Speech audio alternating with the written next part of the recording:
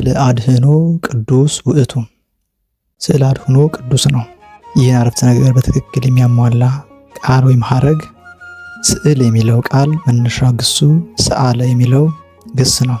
በንጉሱ ሰ ይጻፋል። ሰአለ ማለት ሰአለ ነደፈ ማለት ነው። ሰአሊ ማለት የሚስል የሚነድፍ ማለት ነው። ስዕል ማለት ንድፍ ነው። ስለዚህ መነሻ ግሱን መስሎ በንጉሱ ሰ ይጻፋል ማለት ነው። ሰአለ ብለን በእሳቱ ሰ የምንጽፍ ከሆነ ግን ሰአለ ማለት አነጠሰ ማለት ነው። ስለዚህ ስዕል ብለን በእሳቱ ሰ የምንጽፍ ከሆነ ከዚሁ ጋር የተያያዘ ይሆናል ማለት ነው። አድኅኖ የሚለው ቃል መነሻ ግሱ ድህነ የሚለው ግስ ነው። ድህነ ማለት ዳነ ማለት ነው። የሚጻፈውም በብዙሃኑ ሀ ነው። ስለዚህ አድኅኖ የሚለው መነሻ ግሱ መስሎ በብዙሃኑ ሀ ይጻፋል ማለት ነው። ስለዚህ ስዕለ አድኅኖ ብሎ ትክክለኛው አጻጻፍ ደ ላይ እንደምታዩት ይሆናል ማለት ነው። ስዕለ አድኅኖ። ስድስተኛ ጥያቄ ኦ እግዚአ ጋእዝት ወንጉሰ ነገሥት፣ የጌቶች ጌታ የነገሥታት ንጉሥ። ይህን ሐረግ በትክክል የሚያሟላው የትኛው ነው ካሉት ከቀረቡት ምርጫዎች ውስጥ? ንጉሥ የሚለው ቃል መነሻ ግሱ ነግሰ የሚለው ግስ ነው። በንጉሱ ሰ ይጻፋል። ነግሰ ማለት ነገሰ ማለት ነው። ስለዚህ ንጉሥ ብለን ስንጽፍ የሚጻፈው በንጉሱ ሰ ነው። ስያሜውንም ሲጀመር ንጉሱ ሰ የተባለበት ምክንያት ንጉሥ ብለን ስንጽፍ ይህን ፊደል ስለምንጠቀም ነው። ንጉሠ ነገሥት ማለት የነገሥታት ንጉሥ ማለት ነው።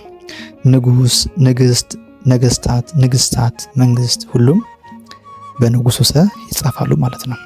ሰባተኛው ጥያቄ መድኃኔ ዓለም ፈጣሪ ኩሎ ውእቱ። መድኃኔ ዓለም የሁሉ ፈጣሪ ነው። ይህን አረፍተ ነገር በትክክል የሚያሟላ ቃል ከቀረቡት አማራጮች ውስጥ የትኛው ነው? መድኃኔ ዓለም መነሻ ግሱ ድህነ የሚለው ግስ ነው። ድህነ ማለት ዳነ ማለት ነው።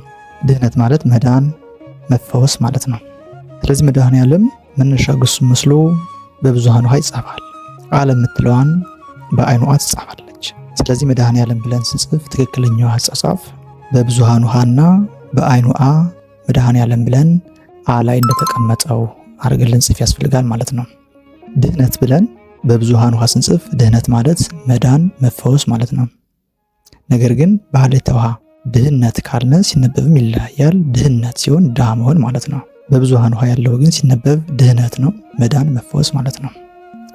ከመዳን ጋር የተያያዙ ቃላትና ሐረጋት በብዙሃኑ ሀ ይጻፋሉ። ድህነት፣ ነገረ ድህነት፣ መድኃኒት፣ ደህና፣ መድህን፣ ጤና መድህን፣ ደህንነት ወዘተ መነሻ ግሳቸው መስለው በብዙሃኑ ሀ ይጻፋሉ። ውድ ተመልካቾቼ በዛሬ ቪዲዮ የተመለከትነው አንድ ቃል በትክክል መጻፉን እንዴት ነው የምናውቀውን የሚለውንና ከቀረቡት አማራጮች ውስጥ ትክክለኛውን ቃል መፈለግን የተመለከተ ይሆናል። ጠቃሚ መረጃ እንዳገኛችሁበት ተስፋ አደርጋለሁ። እንዳጠቃላይ አንድ ቃል በትክክለኛ ፊደላት መጻፉን ለማረጋገጥ የሚያስፈልጉን ነገሮች ቃል ወይም ሐረጉ ላይ ሞክሸ ፊደላት የምንላቸው የሚገኙ ከሆነ የትኛውን መጠቀም እንዳለብን መለየት እና ማስተዋል ያስፈልጋል።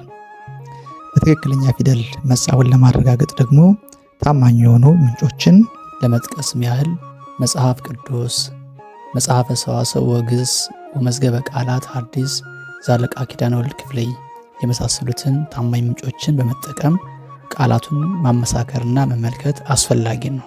እናም አንድ ቃል በትክክል መጻፉን ለማረጋገጥ መነሻ ግሱን በደንብ ማስተዋል ያስፈልጋል። የቃሉ መነሻ ምንድን ነው? ከየት ነው የተገኘው? ለዚህ የቃሉ መነሻ ካገኘነው እሱን መስሎ ስለሚጻፍ የቃሉን መነሻ ማወቅ በጣም ጠቃሚ ነገር ነው። ውድ ተመልካቾቼ የዛሬው ቪዲዮ ጠቃሚ ሆኖ እንዳገኛችሁ ተስፋ አድርጋለሁ።